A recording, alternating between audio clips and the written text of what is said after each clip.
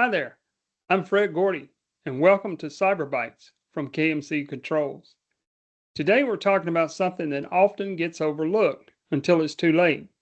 Backup and restore, your last line of defense. Most people assume backups are the asset owner's responsibility, but in many environments, no one actually knows who owns what, of course, until something breaks. And when a cyber incident, bad update, or hardware failure hits, the question of ownership doesn't matter anymore. What matters is whether the system can be restored quickly and correctly. In OT environments, backups aren't just files. They include controller configurations, firmware versions, network settings, and system relationships, many of which are created or updated by system integrators over time. This means you already have influence whether a system can be restored at all.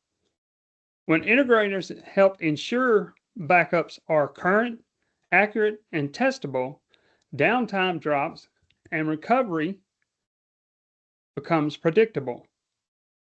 And you avoid the worst case scenario, having a backup that exists but doesn't actually work.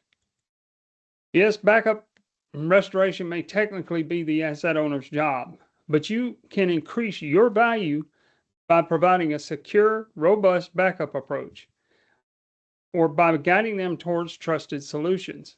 Because when something goes wrong, recovery isn't theoretical, it's operational. I'm Gordy, and this is CyberBYTES from KMC Controls.